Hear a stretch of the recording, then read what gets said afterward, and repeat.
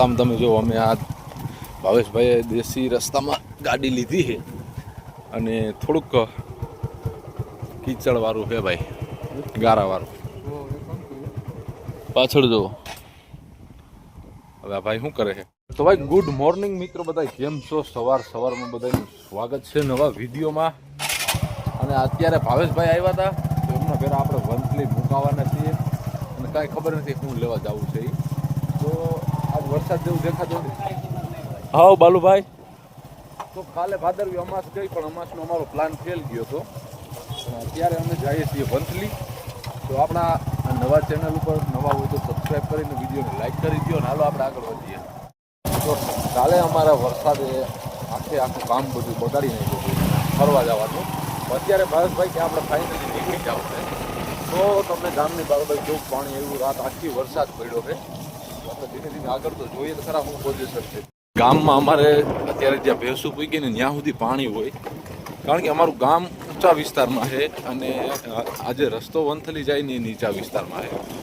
તો રાતે વરસાદ પડ્યો તો આપણે જોઈએ આગળ પાણી જોવા મળે કે નહીં. આ એક એમ કહેવાય ને તો હોકળું કયો તો ભલે ને નદી કયો તો ભલે, તમારી ભાષામાં જો અહીંયા ઓવારિયા પડ્યા છે તો આ બધું તમે જુઓ, આ પાણી બધું કાલ રાતના વરસાદનું આવેલું છે. અને આ રસ્તા ઉપર પાણી હોય, આ થોડીક જગ્યામાં જ ના હોય. અહીંથી આખા વિસ્તારમાં પાણી હતું. જો આ બધા ઓવારિયા ચડાવી દીધા, બાવરને બેવડા વારી દીધા છે.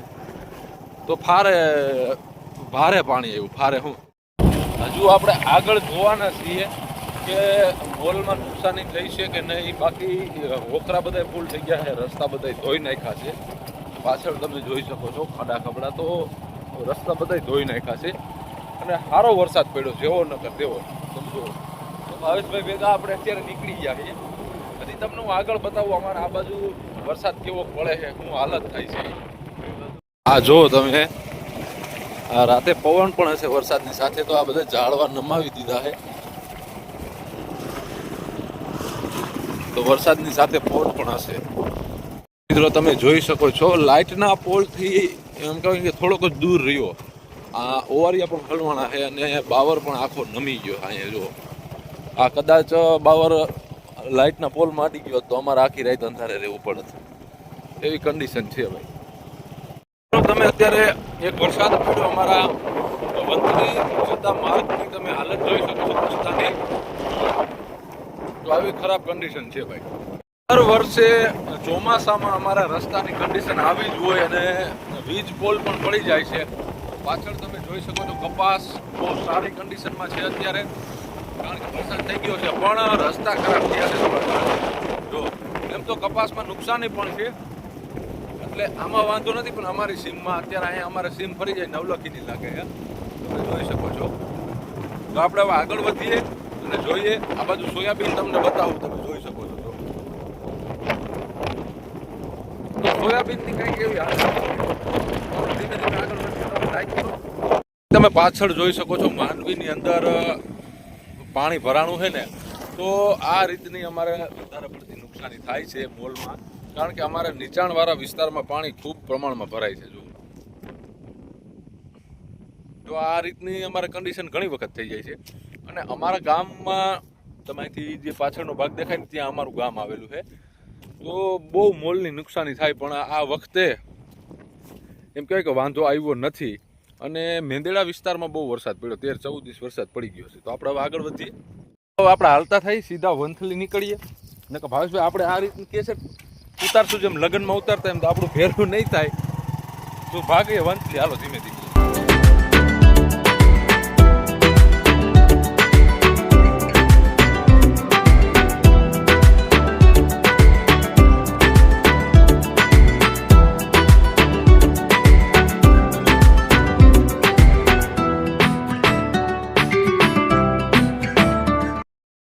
તમે જો અમે આ ભાવેશભાઈએ દેશી રસ્તામાં ગાડી લીધી છે અને થોડુંક કીચડવાળું છે ભાઈ, ગારાવાળું. પાછળ જો હવે આ ભાઈ શું કરે છે, પૈસા ચડાવે. ઓલો વામ ઉપર રહી ગયો તો નહીં મજા આવે. તો આપણે છે ને પૈસા ચડાવી દઈએ, આપણા કપડા ખરાબ થઈ જાય, ગારો આવશે તો હું છે ને ભાવેશભાઈને ના પાડતો હતો કે આપણે આ રસ્તામાં ગાડી નથી આખી, પણ એને ધરાર આ રસ્તા ઉપર ગાડી લીધી છે તો ગાડી હલવાઈ ગઈ છે અને ફૂલ ગારાવાળો રસ્તો છે. આ બધું જે ધોવાણું હોય ને અટાણે બધું ધોવાણની ધૂળ બધી હલવાની હોય. શું ભાઈ પોઝિશન છે? હે પાછું વહી જાવ તો બેસી જાવ કે તો જો વ્હીલ ફરે જો. હાલો બેસી હાલો. હે પાછું આવવું ના બર કરે ગાડી. હવે કેવો રસ્તો આમ તમે પેલા પાછળ જુઓ રસ્તો કેવો છે, પછી આમ આગળ જુઓ તો ખેતરોનું બધું પાણી આમાં આવે છે. પણ આ તો પાકો જાજુ ગારી બાકી છે અને પાણી ઘણું છે. આ માટીને મેં ના પાડી હતી કે આ રસ્તો અત્યારે ચોમાસામાં લેવાય નહીં, છતાંય માયનો નહીં. જો ડમરી ઉડે ગારાની અને અહીંયા પાછળથી તો 2 ગાડીઓ ભેરી થાય પાણીમાં. અને હું તો જો હવે બૂટે પલળી ગયા છે. ઓહો લઈ લ્યો કન્ડિશન જુઓ તમે. અને આખો એરિયો જંગલ જેવો છે, ગીર જેવો લાગે તમને. અને પાણી ઘણું છે આમ જુઓ. તો આપણે આગળ નીકળીએ. હવે એની જિંદગીમાં કોઈ દી આ રસ્તે ગાડી નહીં કાઢે.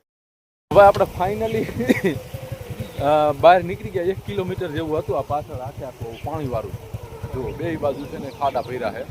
અને હવે આપણે અહીંયા બાયપાસ ભાઈ હાઈવે પાસે આવી ગયા છીએ. તો પાછા આપણે અહીંથી જવું ને ભાઈ મોજ આવી ગઈ કે હું મોજ આવી ગઈ. હાલો હાલો નીકળીએ સીધા વંથલી પહોંચી ગયા.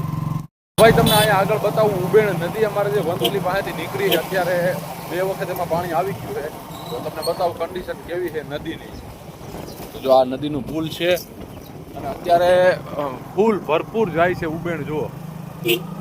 તો આ ઉબેણ નદી સીધી મજવડી પત્રાપર એની આગળના ગામ તોરણિયા એ બાજુથી નીકળે છે અને વંથલી થઈને ઓજતમાં પડી જાય છે. આપણે ફાઇનલી વંથલી આવી ગયા છીએ જો. અને વરસાદ હજી સુધી આવ્યો નથી. આમાં નાગજીભાઈ બેઠા અમારા ગામના.